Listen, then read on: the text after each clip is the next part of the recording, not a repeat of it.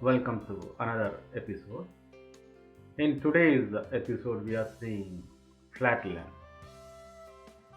Flatland is a story which is written long time ago. The books and the movie is also made out of it. I, I am giving the reference link to the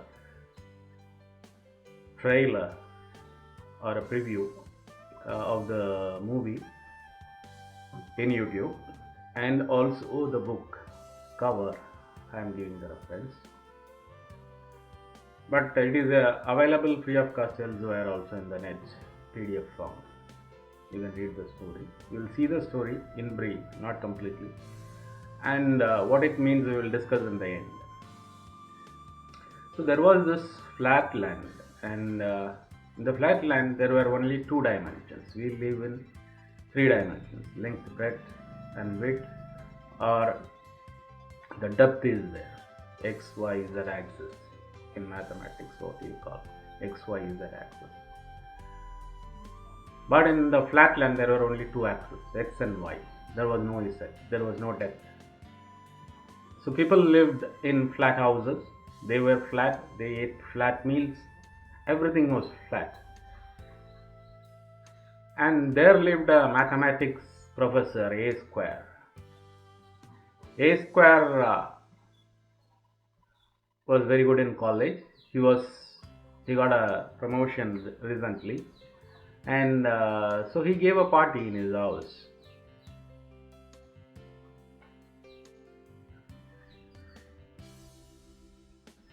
He had a son, Pentagon, and on the day of the party, he made his son sleep in the upstairs, and he was giving a party for his close friends on the occasion in his house.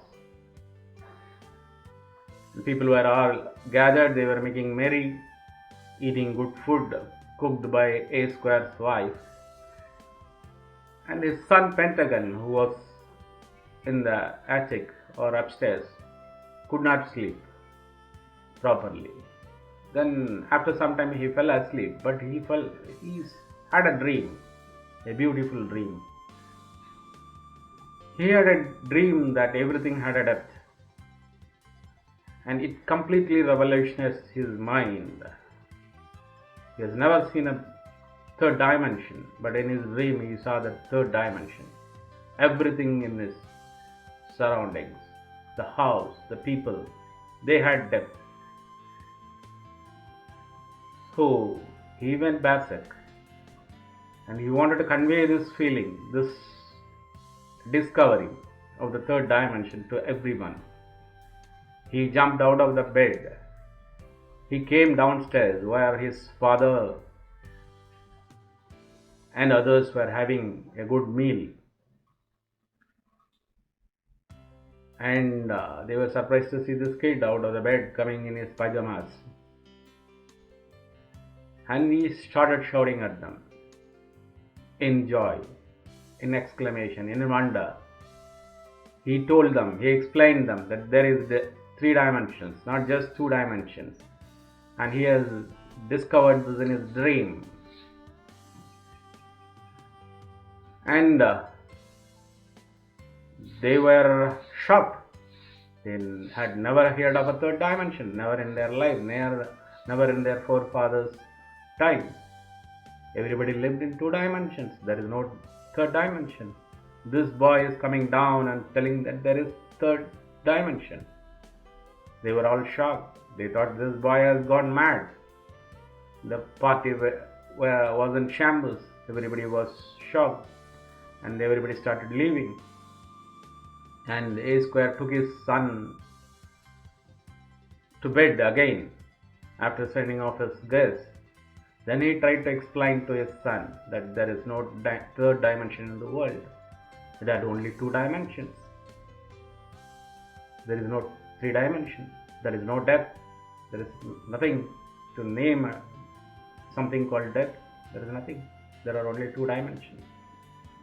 The whole world is like that.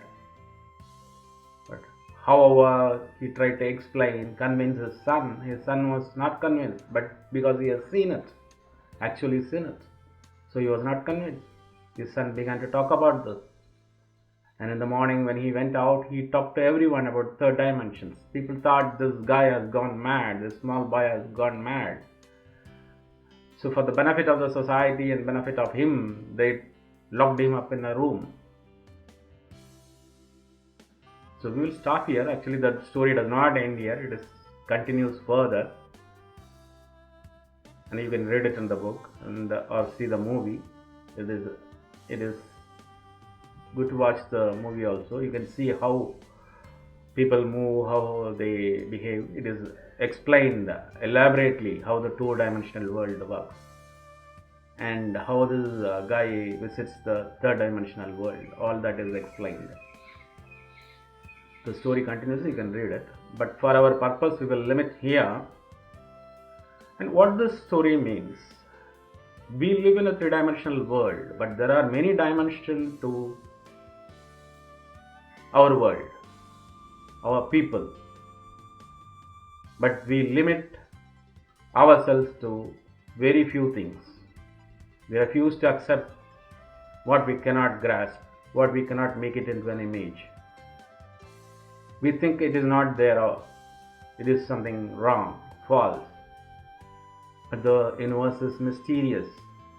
We have stuck to our own convictions taught to us by others, by society, by our education. We refuse to believe more than that. We refuse to believe the enormity of the nature. So that is the moral of this story. So let us keep our eyes open, ready for all the wonders. Stay with me for another episode. Subscribe to my channel. Thank you.